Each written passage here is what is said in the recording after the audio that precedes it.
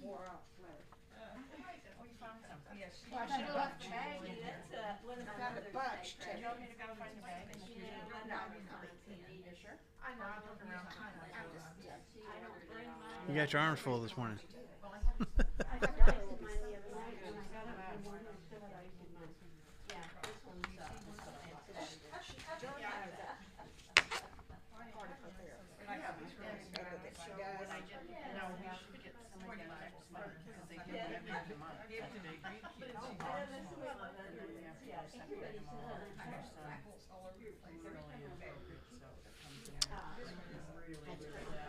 Good morning, all. Glad to see you this morning. We may have a couple more come in, a couple of stragglers come on in this morning. But it's also springtime. It's nice outside. There's people finding other things to do. So I'm glad you're here this morning. First things first, Memorial Day is coming up a week from yesterday. So we're a week away from Memorial Day. Does anybody have kind of traditional big Memorial Day plans? Anybody is Memorial Day one of those things where your family does something or you have kind of a traditional thing to do? All right, everybody watch Lori try to get. She did it. She didn't appear on camera the whole way. Well done. Well done. Yeah. You got to pick one or the other. Can't do both. You got to do one or the other. Going to the lake, going to the pool, going camping. Anybody this is what we do every Memorial Day. Do you? I used to go. My mom used to take me for Decoration Day every year at the cemetery my grandparents were at. Not as much. No, my mom will still go. She'll do flowers on different graves. They still do that every Memorial Day weekend. But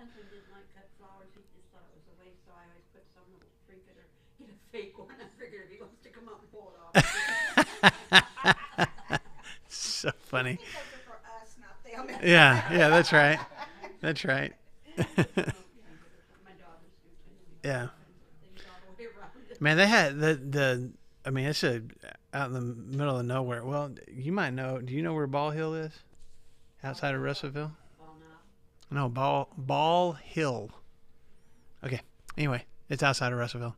There's a cemetery out there. That's where a lot of my family, or my ancestors, I guess, are buried. But they used to have a big Decoration Day, the Sunday of Memorial Day weekend. And so one time I had a great aunt. We went, and my great aunt had a poem that she wanted to read, and she didn't want to get in front of everybody and read it. So she's like, and I was probably, 12, 13.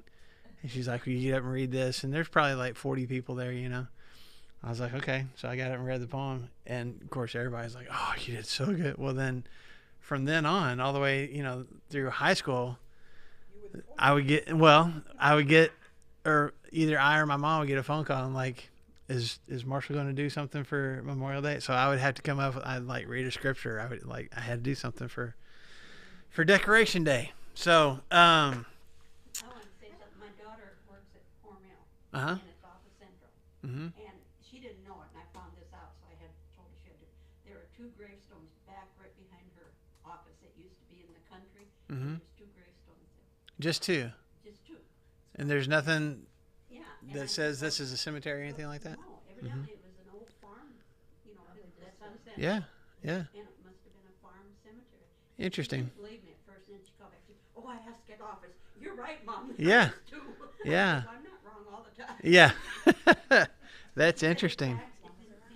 Mm-hmm. A lot of people take breaks out there. Yeah, there's a bunch of those little kind of cemeteries all over Benton County for sure. I never heard of Decoration Day until I moved, I guess, to Russellville. Mm-hmm. Because they've got so many little small ones Mm-hmm. in them, and they do that. The Yeah. families have reunions and Oh, yeah. decoration and Oh yeah. And that's the first time I'd ever heard it. I knew Memorial Day, but I just never had heard Decoration Yep. Day. It's where you go out and decorate the graves For a with the new special flowers and stuff. Yeah, Mm-hmm. I didn't know there was a special time to do it. Yep. Yep. So, okay, we're going to be in Galatians chapter 5. We're going to get through, I promise you, we're going to get through the end of chapter 5, Galatians chapter 5 today. Yes, ma'am. Are we meeting We are meeting this summer. Okay, 'cause Yes. once I thought you said we were gonna take a summer break. Y'all were so excited to talk about Revelation, right? I'm not meeting in front of Is- Revelation. I'm on the work. Yeah, we got to talk about that. I'm excited. That's not on the microphone, is it? That we're going to do Revelation? Was that? Yeah. Brandon's going to lead a study of Revelation. No, that's what we talked about doing, but we thought we should probably start in the summer because it's going to take us a while to get all the way through it. So. Yeah, I did it with the teens in 10 weeks, so Yeah. easy. Yeah. It's a lot of debt, but it's good. Yeah. He may not have done everything in Revelation No. in 10 weeks. Survey. Yes. He's like, are we done yet? Yeah. Ezekiel and Daniel are not easy either. No, and they're connected to Revelation. So, And I've been, yeah. this is something God and I've been talking about. Why'd you put that there? I don't Yeah. know. I don't understand a thing. So Mark's just going to come with all the answers. Yes, that's right. God's gonna answer things Yep. through Marshall. Yep. I got to the red phone that the president has on his desk. Same kind of thing. Got a direct line. Same kind of thing. Yeah. All right, Galatians chapter 5. So we've been, I'm going to say this facetiously, we've been trying to get through this, but there's so much good stuff in just this short chapter. And so last week, Brandon was on his way to talking about the fruits of the Spirit, but spent a lot of time talking about the works of the flesh. So we got through, yeah, we got through those last week. So we're gonna get into the fruits of the Spirit this morning. So in Galatians chapter 5, starting in verse 22. Yep. Now, quick question as you're turning there, as we're all finding where that's at. Is there something that you feel proud of yourself about, or that you can you're welcome in this moment right now in this class to brag on yourself about something, anything, whatever that is, something that you've accomplished, something that you've done, something that I'll get the ball rolling, because my son asked me about it the other day. He was looking at my office, and up in the corner of my office on top of a bookshelf is a framed picture of me and a bunch of other guys in jerseys and flags for flag football. And it says TNT, which was the club that I was in when I was at Harding, TNT, B Team Flag Football Championship, TNT 2, Titans 0. Yeah. And so Griffin, my son, was asking me, he's like, did y'all just count touchdowns as 1 point? I was like, no, it was regular scoring. He's like, so the final score of that was 2-0? I was like, yeah. He's like, how was it 2? I was like, we got a safety. He's like, oh. And I kept, and and he's like, did you get this? I got the safety. It was me. We won the championship because of me. It was all me. So on social media in 2023 and before all of you, I am bragging that I single-handedly won a B team football championship because I pulled the flag off another guy while he was in the end zone and got a safety. There you go. Anybody else? What can you brag about yourself? I'm just thankful I'm still alive of all the stupid things I did. Okay.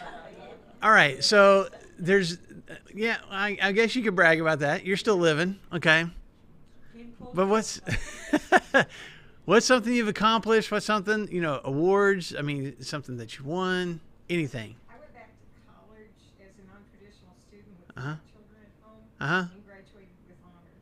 Graduated with honors after having while having 5 kids at home. 5 kids at home. That's good. Very good. Anybody else? Yes, ma'am. No, I went. I was a missionary in Honduras. A missionary in Honduras. That's awesome. I lived there for 6 years. Yeah. We had children's home. Yeah.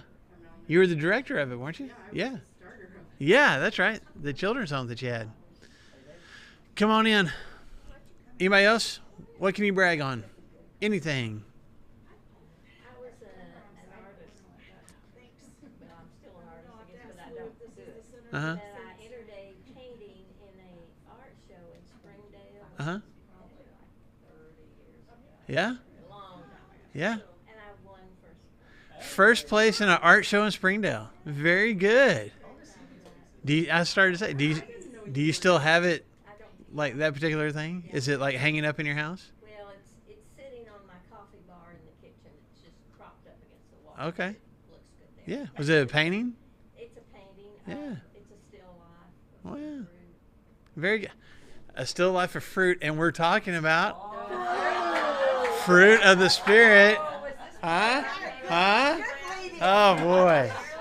Wow. All right. And class is done. Okay. Yeah. I was waiting for Brandon just to brag on being from Texas, because it seems like everybody from Texas just brags on That's that. an accomplishment in itself. Just to be born in Texas. So my great grandma, she's 103, like still living, and she says all the time, I was born in Oklahoma, but I got to Texas as quick as I could. Oh yeah. It's all about being from Texas. Yeah. Yes. Okay. So Galatians, and there's a reason I'm asking you about bragging on yourself, but we'll get to it. So just kind of hold on to that. Galatians chapter 5, starting in verse 22, going to the end of the chapter. Y'all ready? But the fruit of the Spirit is love, joy, peace, patience, kindness, goodness, faithfulness, gentleness, and self-control. Against such things there is no law. Those who belong to Christ Jesus have crucified the sinful nature with its passions and desires. Now, since we live by the Spirit, let us keep in step with the Spirit. Let us not become conceited, provoking, and envying each other. So, he just got done talking, as we spent a lot of time last week talking about the works of the flesh, the acts of the things that we do when we're completely self-focused, when we're focused on ourselves, what makes us feel good or what we want. He goes through that whole list of things. And he says, but the fruit, what is produced by the Spirit, are these things. Now, is there significance, or is it just Paul just choosing to use a different word? When he's talking about the things that are self-focused and self-gratifying, he calls them works or acts. But when he talks about what the Spirit is doing, he calls it fruit.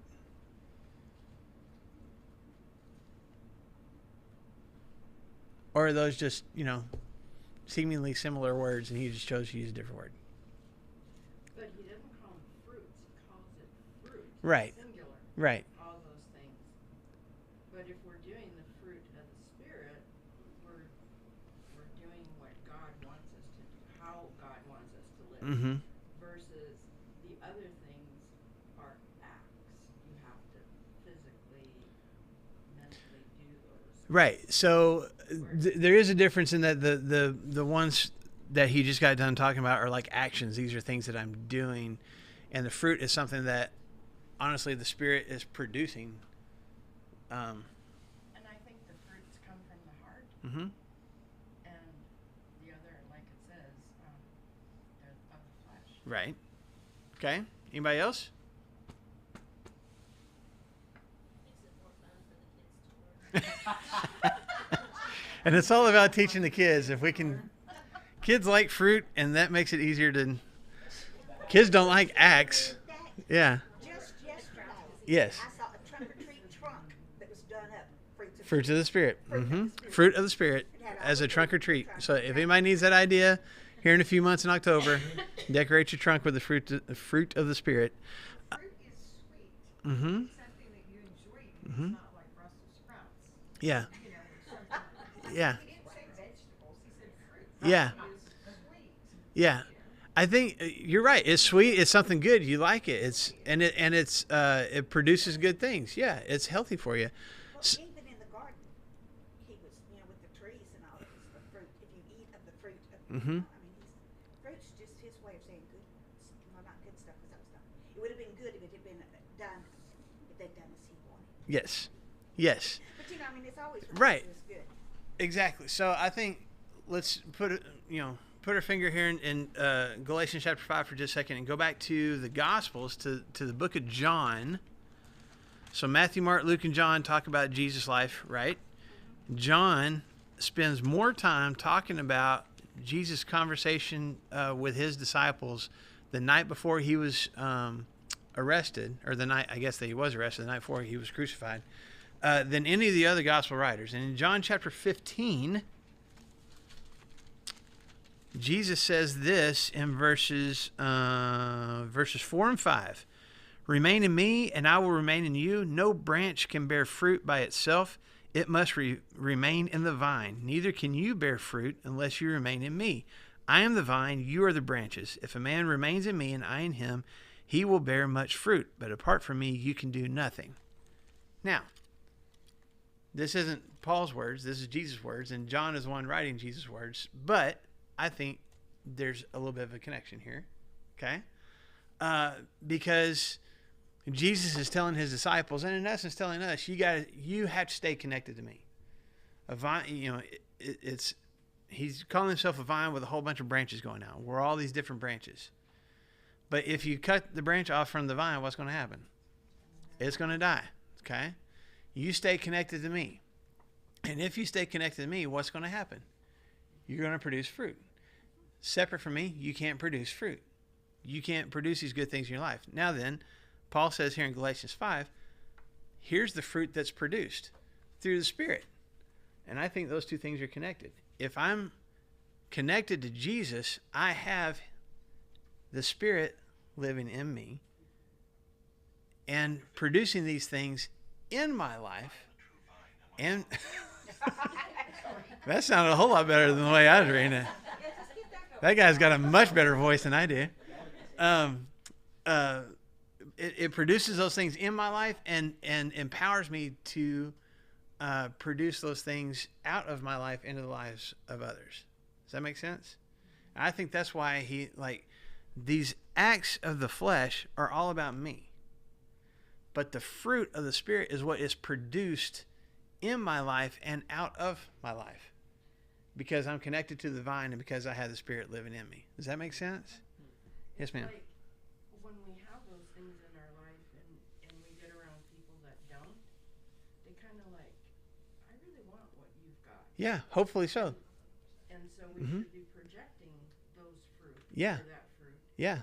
They want to experience it themselves because they are experiencing it from us. Yes, absolutely. Okay, so what is the fruit? What are the fruits of the Spirit? So we're going to go through this hopefully kind of quickly, but I don't want to just, motor through them and not spend any time on them. All right, so the first one is what? Love. What is love? That's a song. What is love? Yeah. Here's the 80s and 90s connection here. God is love, for sure. I mean, that's what John says, right? That's the epitome. That is the definition of love is God. How do you define it? How do we define love? I love McDonald's French fries. I mean, seriously, I love. Huh? Do not steal my fries either. What? Love is patient, love is kind. Love is patient. Okay, so, all right. So I have to be patient and kind with my French fries? Is that? No. I have to. That's the loving thing to do. We have basically one word that has a whole bunch of different meanings in the English language. Because we attach the word love to a lot of different things. And we just kind of have an understanding, or I guess maybe we figured out, what that love actually means in that particular context. I love McDonald's French fries. I know that I'm just going to confess it. I'm all about confessions on our live stream today. But there were not a whole bunch, but probably more than once when I was a teenager that I told a girl that I was dating that I loved her, and probably didn't, but it was either the right thing to say, or just it seemed like she wanted to hear it, so I said it, Maybe I thought I did. I don't know. Anyway, I knew I didn't. But you know what I'm saying? Like we say we love people sometimes, and we really, really like them. And so when Paul says, man, something that's produced by the Spirit in my life and that should be emanating from my life and in the lives of other people is love. What is it that we're talking about? Loving the unlovable. Mm-hmm. Mm-hmm. Because that's what Jesus said to do. Love your enemies, right? Love the people that you can't get along with. Love the people that you can't stand. Lori, a second ago, something happened. I don't know. Something. I don't know. I don't think so. Just ask him if that was the part you were talking about, loving the unlovable. Oh, she was asking if you're talking about your own. Yeah. Own experience. Let's just call him out. You're talking about Chris Horton. Are you talking about Chris Horton? Okay. Yeah. Okay, so sometimes we love our spouses even though we don't like them. All right, so the same thing can apply to our kids. Yep. And our coworkers, I mean, you still love them that you don't accept what they're doing. Right. I still care about this person even though I know they're making wrong choices. I still care about them. So there's 4 different Greek words, ancient Greek words, for different levels of love. Okay? We have love, and we just apply it to different levels. They actually have 4 different words. Okay? There's the word eros, which is where we get the word erotic from. It's romantic love. It's the love between lovers. It is never used anywhere in the New Testament. So that's not what we're talking about here. Okay? There is storge, which is love between family members. Parents loving the kids loving the parents, loving siblings sometimes. You know, it's where we care about each other. We have an affection for each other because we're related. All right? That is also never used in the New Testament. Okay? Then there's different ways to say it. There's philia or philo. There's different ways to say it, but phileo would be the verb version of it. But that's friendship love. Okay? So it's a little bit deeper than family. As people that you care about, it's probably the people that you do get along with. You have things in common with. I really care about this person, or I care about this group of people. And sometimes it's translated in our English Bibles as brotherly love. It's just this kinship that I feel, this affection I feel for people that I'm friends with and that I get along with. Okay? And that's used multiple times in the New Testament, but the one that's used most often is agape. And agape is completely sacrificial love. I care so much about you that I'm willing to sacrifice myself or my stuff or something about me in order to make your life better because I care that much about you. Okay? And obviously the ultimate depiction of this kind of love is Jesus on the cross, sacrificing himself, sacrificing his throne in heaven, sacrificing his purity and never experiencing sin, sacrificing all of those things. Why? Because he cared that much about us. Okay?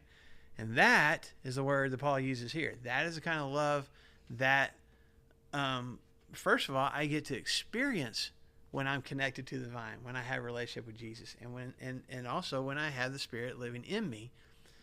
And that's the kind of love that's supposed to be produced out of my life, that I sacrifice for other people, that I give things up for other people. And the big thing is, when we talk about this kind of love, it's not, I won't say it has nothing to do with emotion, but it's not just an emotion. This kind of love is a choice. Okay? And maybe it's my emotions that are moving me towards it, or is connected to it, but I'm choosing to lift other people above myself. That's a conscious decision. Okay? And that's the first thing right off the bat that Paul says.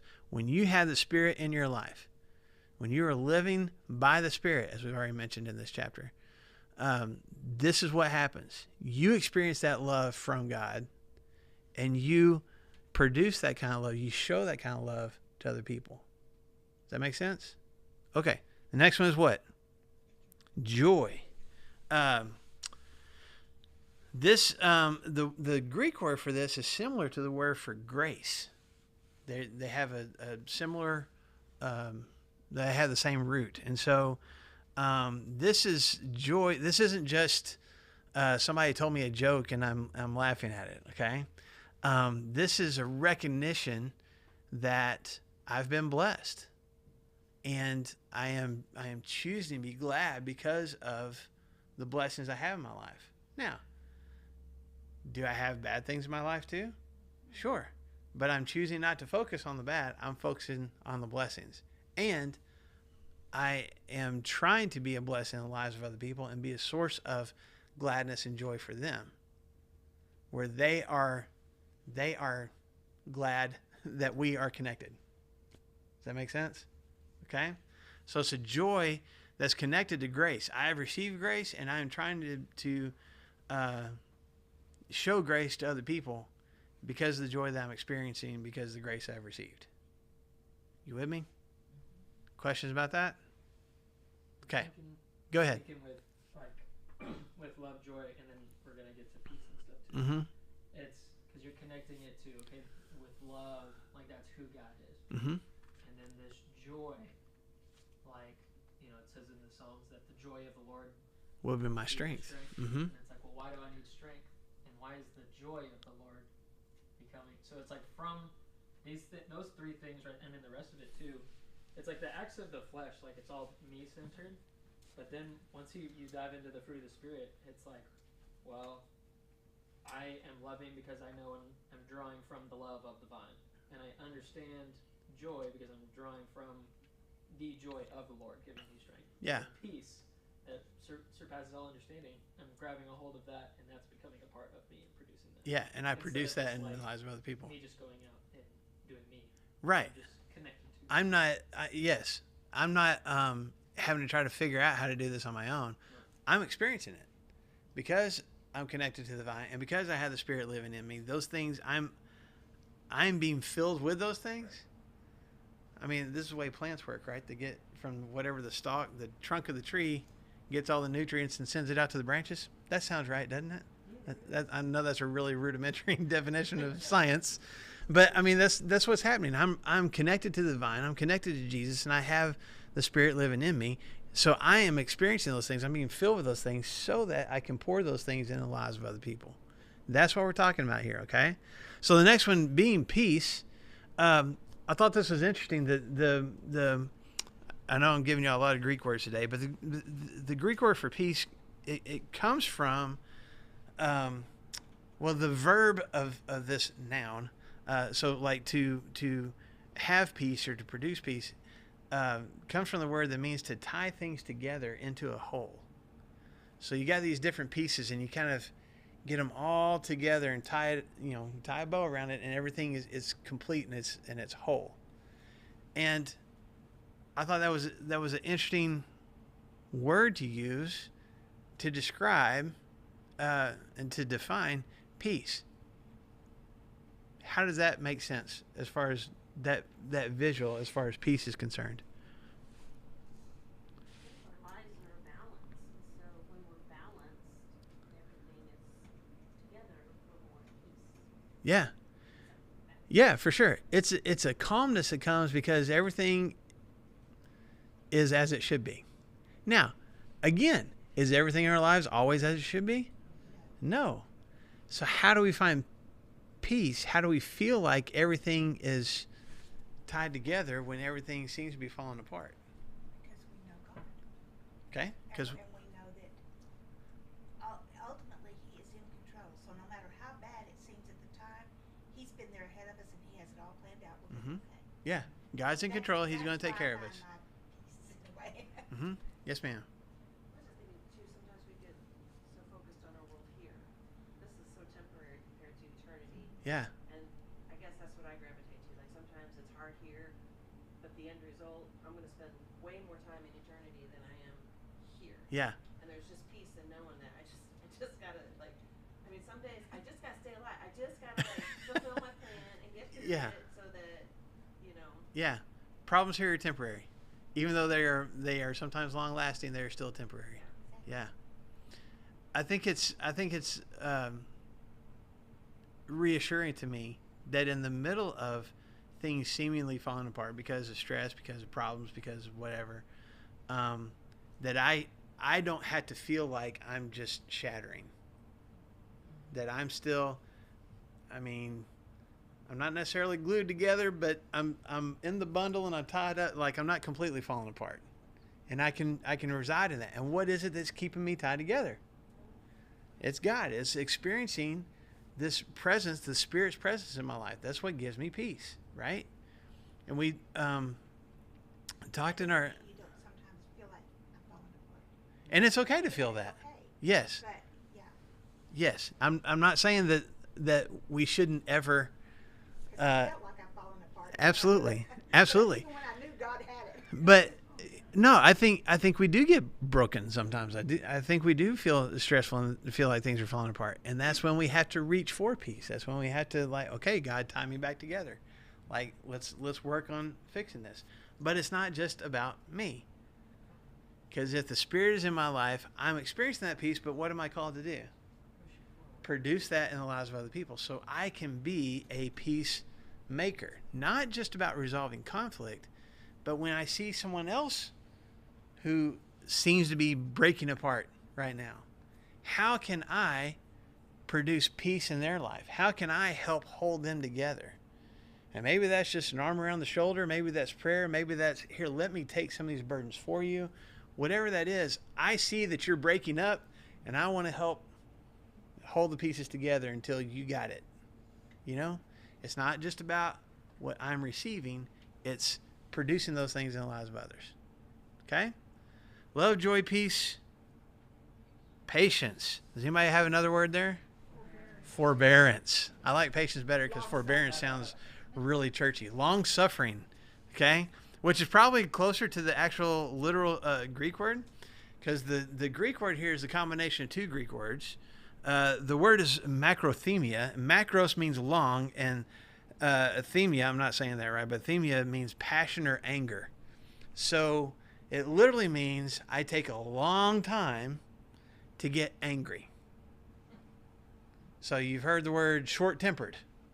This would be the opposite, okay? It takes me a long time to get angry and to lose my temper. This is literally about not just reacting in the moment. Somebody says something, somebody does something, somebody pulls out in front of me when I'm driving down a busy street. How do I react? Am I long suffering, or do I react quickly? But it goes beyond that. This is really about relationships. This is, how much do I allow other people to cause me to become angry, or circumstances to cause me to become angry quickly, versus, okay, I'm frustrated, but I'm going to breathe through it. I'm going to be calm. I'm going to keep moving forward. I'm going to use some of these other fruits. I'm going to tie into peace. And I'm not going to just react. I'm going to have some patience. And I'm going to hopefully help produce that in other people's lives. Help somebody else, like, okay, I understand you're upset. You have every right to be. Let's breathe through it. Let's take a breath. Let's talk through it. Let's be calm. Why are you laughing? I was thinking the same thing. Yeah. Breathing and Yeah. self-regulation. Do all the things. Count to 10, walk away, whatever.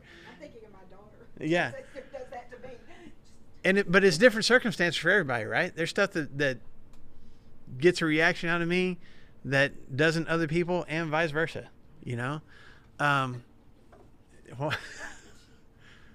just thinking softball and sometimes, hey, I'm a whole lot better in softball than I used to be. yes, you are. I don't talk to the umps nearly like I used to. But you get frustrated even with your Yeah. teammates. Huh? Because you're like, I sometimes react to my teammates. Yeah. Yeah. We're here to win. Yes, we are. I mean, why are we out here if we're not going to win? Exactly. That's right. If we're not playing to win. I'm agreeing with you that I can see. Yeah. I work on it. I'm saying I got my flaws, but there are things that, like, I mean, Christy and I talk about it. There's some things where she feels like I should be more upset in the moment than I am. And I'm just kind of nonchalant, like, all right, we'll figure it out. Like, no, we need to react. But then there's other situations where, man, you're going to get me riled up quick. And, she can see, okay, here's the other way to look at this, and let's talk about it, and everything's fine. You know what I'm saying? So I need those people in my life. I need to be that for somebody else. I need those people in my life too. But this isn't just about patience, isn't just like waiting around for something to happen and being patient, like at the revenue office waiting for your number to be called. You know what I'm saying? This is about relationships with people. Can I keep myself, or allow the Spirit to help me not immediately react in anger? And can I help the people around me do that as well? That goes back to the vine too, because whenever God talks about himself, or hey, let me this is who I am. It's like I am slow to anger. Yeah. Oh. Yeah. In the few words that he uses to describe himself, he's like, listen, I've got forbearance. Yeah. I will wait forever before it's go time. Right. And this is what James says in James chapter 1 too, right? Everyone should be quick to listen, slow to speak, and slow to become angry, right? Same thing here. Okay. The next one is what? Kindness.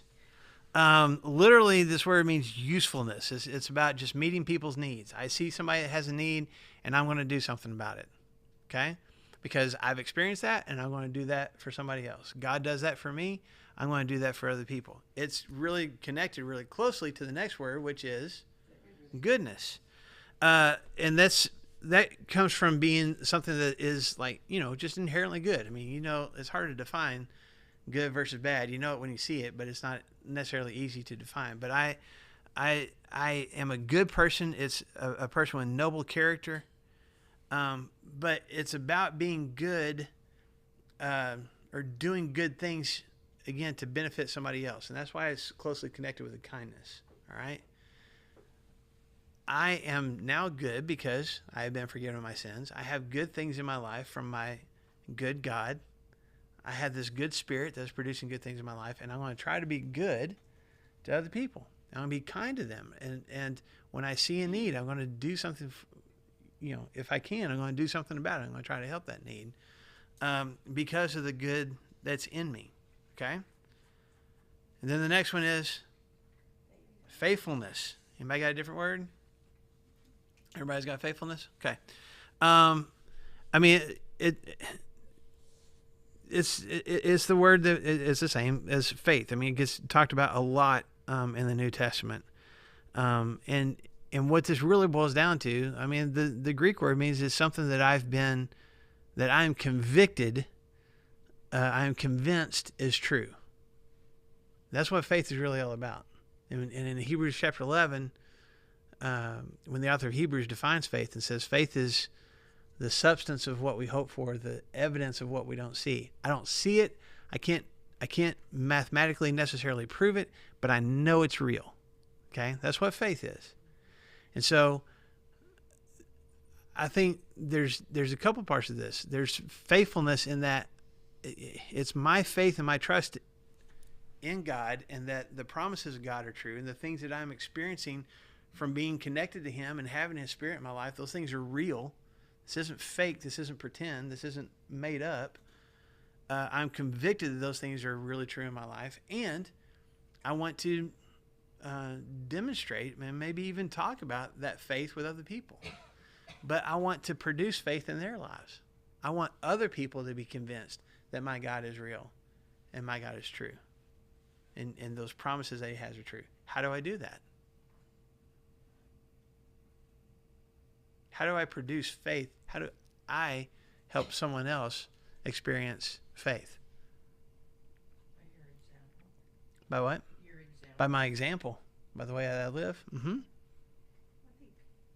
think you have to tell them about it Mm-hmm. in order, it goes back to the hear, believe. Hear, believe, repent, be baptized, all that. Yeah. You got Confess. I forgot confess. I'm so sorry. Yeah, but I got to share my story. Yes. This is why I'm doing these things. This is why, if people want to ask, you were talking a minute ago about people hopefully they see this fruit produced in my life, they want to experience it themselves. Why is that? Well, here's why, because I'm convinced that these things are real.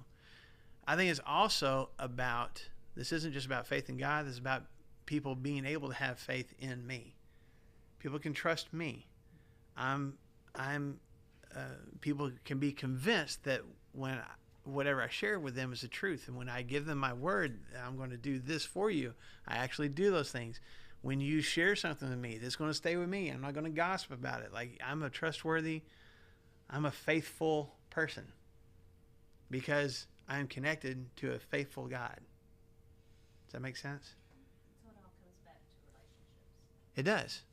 It does. What is happening in this connection that is affecting my connections with other people? Okay? Love, joy, peace, patience, kindness, goodness, faithfulness, gentleness. Some of y'all might have meekness. Does anybody have that? Okay. Because that's what this really boils down to. What does it mean to be meek or gentle?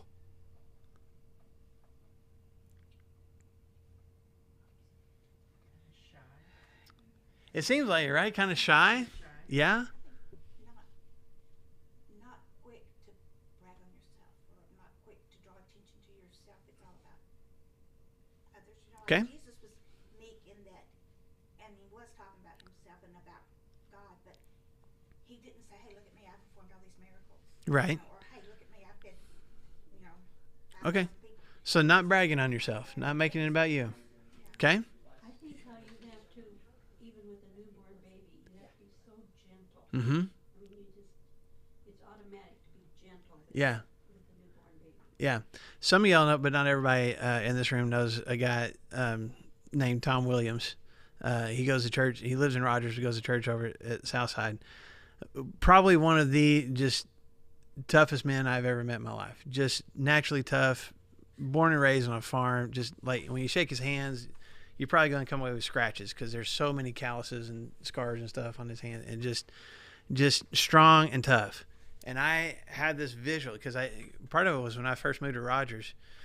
I mean, he played college basketball and he was a basketball coach when I first moved here. And when we played pickup games at church, inevitably everybody, you know, probably because of my height and stuff, they're like, "You guard Tom." I mean, I would come out with bruises just from elbows and just banging me around, throwing me around everywhere. I couldn't really hang with him. Just this incredibly tough guy. But I still remember when my oldest son was probably about 6 months old and we were having a church fellowship and Christy was helping out with it.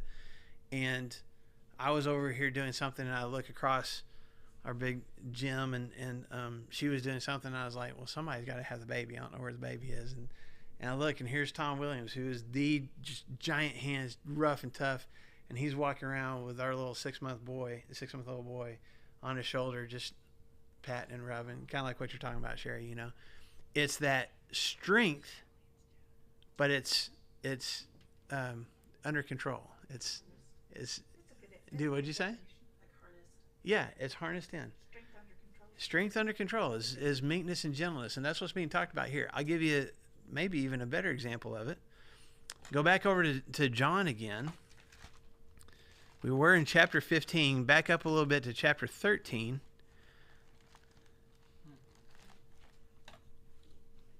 And maybe you've never seen this before. Maybe you have. But I'm going to show you an example of meekness from Jesus. Verses 3 through 5. Verse 3 says, Jesus knew that the Father had put all things under his power, that he had come from God and was returning to God. And so he got up from the meal, took off his outer clothing, and wrapped a towel around his waist. After that, he poured water into a basin and began to wash his disciples' feet, drying them with the towel that was wrapped around him. Now, you may have heard this story before, may have heard me preach about this story before, about Jesus going over and getting the bucket of water and walking around washing all his disciples' feet. It's an incredibly humbling thing to do. All right, it's what the servant of the house was supposed to do. If there was no servant, it was whoever was like the least person in social circles in the room at the time was supposed to wash everybody else's feet. So Jesus is the last person that should be washing everybody's feet. Okay. Secondly, these are nasty feet. They've been walking around all day in dirt and dust and animal stuff, and it was just a gross job. And some of you who don't like feet in the first place can't hardly even imagine going around and washing other people's feet. So this is what Jesus is choosing to do. But don't miss this. We see that humility. We see him doing that for his disciples. And he says, this is what you need to do for other people. But look again at verse 3. What happens? What does John point out, I guess I should say, that is happening before Jesus goes and does this?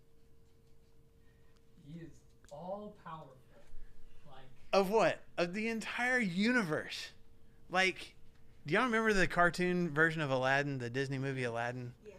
When Jafar becomes a genie and he's like, he swells up real big. He's like, oh, the power of the universe. And he's swirling stuff around and everything. I mean, I picture that. I picture Jesus just like, it says he knows that God had put all power into him. So like in our movie mindset, I mean, you can just see muscles bulging and, you know, just all this power just coursing through Jesus' veins. And with all this strength, all this power, all this might, he stands up and he goes over to the corner and he gets a bucket of water and he goes around one by one and starts washing feet. That is gentleness. That is meekness. I have all this power. I'm reining it in. Not to be, you know, a milquetoast kind of person that I let people walk all over me. I'm using all of my strength to serve you. What is it that I can do to bless you? Because an all-powerful God who has all control of the universe does that for me when I have his Spirit living in me. And now I do that for other people. Does that make sense? Okay? People kind of think meek and weak. Yeah, because they sound really similar, and they're kind of similar. And you know, blessed are the meek, for they shall inherit. Mm-hmm. You know, it doesn't mean that you gotta be a wimp. Right. It has nothing to do with wimpiness or being a doormat for people to walk all over. It is choosing not to use my strength for myself. It is choosing to use whatever strength and power I have to bless other people. Okay? Okay, I got one more question. Okay. Did they use the same bucket of water for everybody's feet? Because I don't want to be discipled. Judas was 12, so it made sense. Yeah. I guess so, probably. Yeah. Well, but they would have probably dipped from the bucket. Well, they're not drinking from the water. I mean, they're just getting the water. But And it'd be like washing your feet in mud when you go around to another. that's true. That's true. I don't know. Okay. I'll try. I'll see what I can find out about that. Okay, thank you. All right. Okay, and the last one, self-control. Y'all just want to move on past that? Let's not even. Yeah. All right. Skip that All one, right. like Revelation. Let's Yeah, skip it and yeah. go. This is the word, the Greek word for mastery or dominion, with a prefix that means inner. Okay, so it is dominion over myself. It is making sure that I am in control. Self-control. It's self-explanatory. I'm in control of myself, of my actions. Which seems so simple. Yeah. But here's the thing. It's me choosing. I have self-control, but why? Because I have the Spirit. Because I have the Spirit living in me, right? And what has Paul been talking about to this point in these last couple, at least the last couple of paragraphs? We have two opposing forces living inside us. We have the Spirit and our flesh, ourselves, right? And those two things are opposed to each other, diametrically opposed to each other. So, live by the Spirit. Well, what's one way that I live by the Spirit? I keep myself under control and let the Spirit take control. Let Him move forward. And then I try to help produce that in the lives of other people. Now, this is tricky. Because it's not saying you get to go around and point out people's faults and like, you need to get yourself under control. Okay? It is, as I've already said before, it is me being an example of self-control. I can keep my emotions in check. I can keep my addictions in check. I can keep my habits. I'm working on that. And you see that and you want that for yourself. Maybe somebody comes and asks me, how do you do that? Let's work on it together. It's helping somebody be accountable. It's with as much grace as possible, trying to help someone else make better choices in their own life, because I'm trying to do that for myself. It's not being superior and going, you need to change. It's recognizing, hey, the choices you're making are harmful and I want to help. Can I help you do that? Let's figure out how. Okay? This is what's produced in my life and out of my life if I'm staying connected to the vine, if I've got the Spirit living in me. And then Paul throws in this last sentence here in verse 23. What does he say about these fruits? Against such things there is no law. And we've talked about the law multiple times. You got the law of Moses that the Jews were, so focused on. Is there anything in the law of Moses that is against any of these things? Nope. You got Gentiles who didn't know the law of Moses, but they had their own secular laws that they've been living by. Is there anything in Roman or Greek or whatever law that would be opposed to any of these things? No. So he's basically saying, like, the things that I do for myself, those acts that we talked about, last week, there's even some laws against some of those things. There's religious laws. There's natural laws. There's state laws that are against some of those things, right? So I guess in essence, he's going, even people who don't have the Spirit in their lives would appreciate experiencing these things from you. Okay? I think he's reminding them too that not only does the Old Testament not discard any of these things, but it's like the whole Old Testament points to these things too. Yeah. So he's saying, like, hey, listen, not only is there's not a law against these things, but the whole Old Testament is pointing towards these things. This is what the law has been trying to get you to do. We're not discarding that. Yeah. We're realizing that this is what it means. Yeah. What it has always meant. Yeah. Yeah. Jesus said that he didn't come to Destroy it. the law, but to Fulfill it. Show you what it's supposed to look like. Absolutely. Absolutely. Okay. We're going to move because we're getting done with chapter 5. We've got a few minutes left. All right. So, verse 24. Those who belong to Christ Jesus have crucified the sinful nature with its passions and desires. And this is something similar to what he said back in chapter 2 and verse 20. I've been crucified with Christ, nevertheless I live. Okay, some of y'all know that song, right? Same, it's kind of two bookends here. At the beginning of his letter and here towards the end of his letter, he says the same thing. I'm crucifying myself. I'm crucifying my selfish desires, the things that I want to do. I'm killing those things. Again, so that I can live by the Spirit. All right? Those in Christ Jesus have crucified the sinful nature with its passions and desires. And then verse 25. Since we live by the Spirit, let us keep in step with the Spirit. Man, this is one of my favorite verses. So, a couple things about it. First of all, go back to verse 16. We're still there in Galatians 5. What does he say in that sentence there, verse 16? Okay, so some of our translations say live by the Spirit. Some of your translations say what? Walk by the Spirit. Okay? The Greek word is walk. Now, it can mean walk as in like how you order your life, like the kind of life that you live. And so that's why a lot of our English translations translate it live by the Spirit. Same thing in 1 John chapter 2 when John says if you claim to live in Christ, you have to walk like Jesus did. And some translations say live like Jesus did. We understand the analogy, but the literal word is walk. I think that's important because he starts off this paragraph in verse 16 saying, I need to walk by the Spirit. And now he's ending this conversation in verse 25 by saying what? Keep in step with the Spirit. Like We're still walking. Like a line leader. Yeah. Walking. well, Yes. it says if we live in the Spirit, let us also walk in the Spirit. Right. Yes.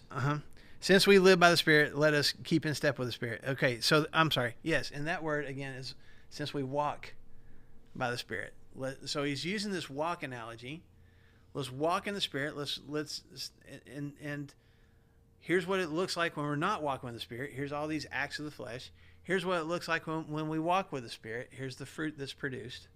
So, which one of those sounds better? The fruit does, right? So let's walk in that.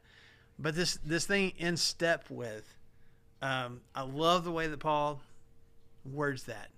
About 25 years ago, a well-known Church of Christ speaker by the name of Jeff Walling wrote a book called Daring to Dance with God. And he used this verse as kind of the theme for the book title and was talking about, like, when you're dancing with a partner, you have to stay in step with the person that you're dancing with. And so we're staying in step with God. When we walk with the Spirit, we stay in step with the Spirit. He's leading us in this dance, and we're staying in step with Him. And I appreciate the analogy. It's not really the word that Paul or the imagery that Paul is getting at here, because this word, to stay in step with, was used outside of Scripture in just Greek writings to describe soldiers marching in formation, staying in line, staying in step, with their officers and with their fellow soldiers. Okay, and especially if you think about how the Greeks and the Romans used to fight battles, and they had the phalanx, where they had the guys on the front with a shield, and they had the guys behind them with the small swords, and the guys behind them with the longer swords, and the guys behind them with the spears, and it looked like a box of people that was just walking across the battlefield. And they conquered nations that way because other nations didn't have that formation and didn't know how to defend against it. They're all just running around the battlefield just all like crazy, and they're just, the Roman soldiers especially, just steamrolling across because they stayed in step with each other. So Paul says, stay in step with who? The Spirit, which implies two things. One, the Spirit is moving. The Spirit's going somewhere. It's active. It's leading. And then two, I got to stay in step. And if I'm staying in step with the Spirit, what does that mean about me? It's not about me. It's not about the direction that I want to go. If those soldiers are walking and then this one soldier over here is like, you know what, I just want to go this way, bad things happen. Okay? So I stay in step with the Spirit, and these fruits get produced in my life. Okay? And then the last verse 26. It seems like, keeping in step in the Spirit and live by the Spirit. And then it's almost like this random verse, this random statement that Paul makes.